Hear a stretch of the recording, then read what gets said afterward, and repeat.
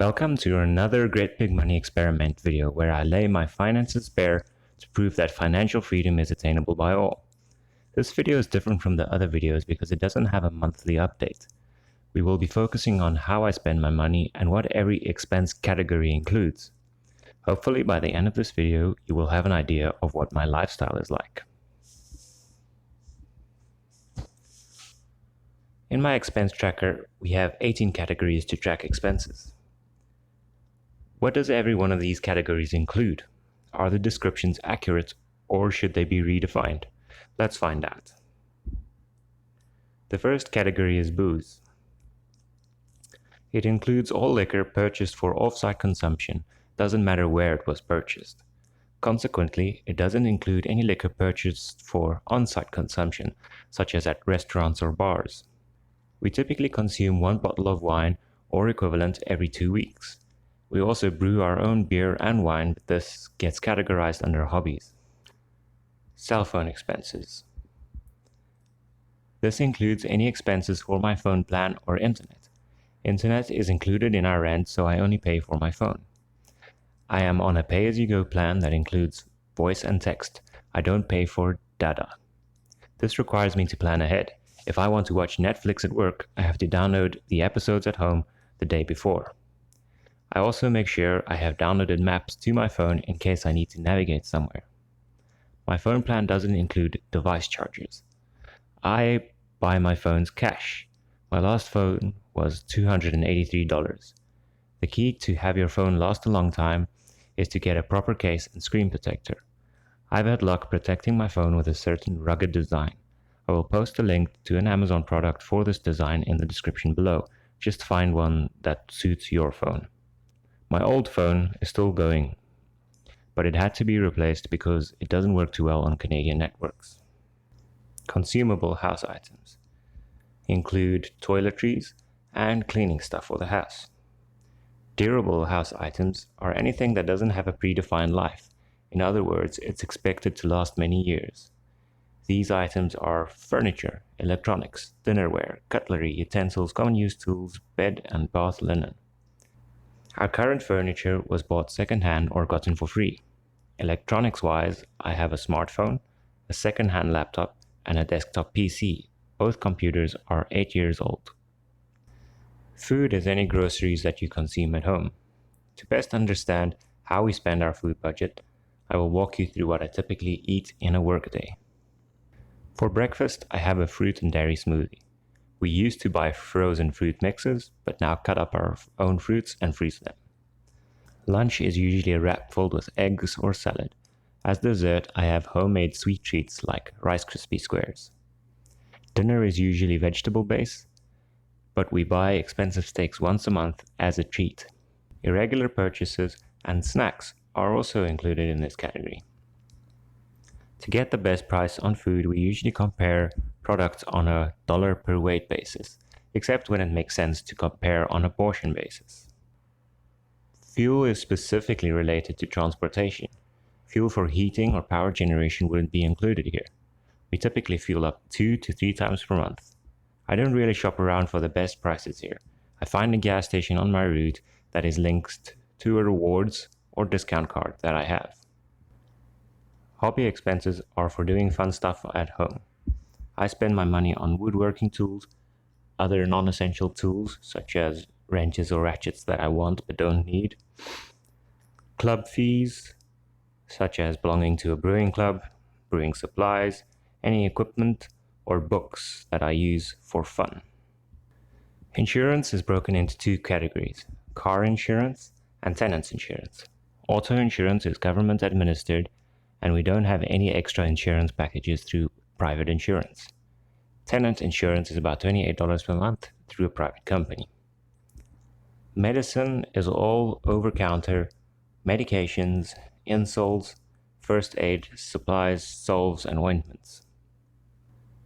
In the rent category, it's not only the base rent. I also include the power bill and laundry here. We wash laundry in a coin-operated machine about twice a week at $2 per pop. I also include the cost of our storage here. Restaurants and entertainment is for all the fun things you do outside of home. dining in, takeout, cinemas, coffee shops. Those are the first things that you would think about. But things like parking while on a day out, museums, and public markets are included here as well. We go out every 2 weeks or so. Travel saving is saving for a goal or aspiration. It is shown as an expense because that money will be spent eventually. I therefore do not include my travel savings in my net worth calculation either. Clothes. I don't buy clothes, shoes, or apparel often. If I do, I buy only essentials as I'm not really fashion conscious. I check thrift shops first, and only after I can't find anything there, I would buy it new. This category captures everything for the car: preventative and corrective maintenance, as well as car accessories, cleaning, registration, and licensing. We wash the car once per month at $6 per wash, plus extra cleaning supplies for the inside. The car is also rust-proofed annually to ensure that it lasts a long time. I have 2 bank accounts at the moment. One is a paid-for account. I use it because it was the best institution that gives credit cards to newcomers in Canada.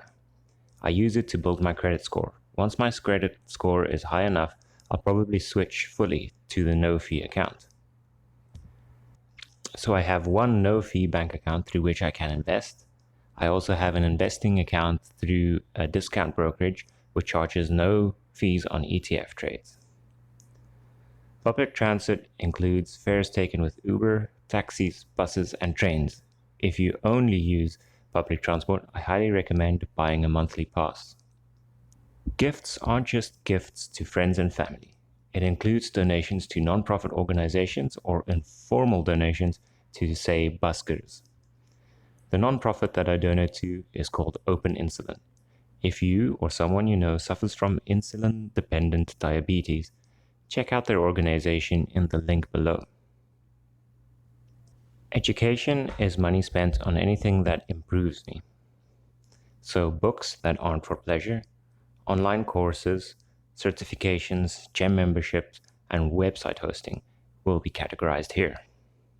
Speaking of web hosting, the Great Big Money Experiment website is now live. Check the link in the description below to visit it.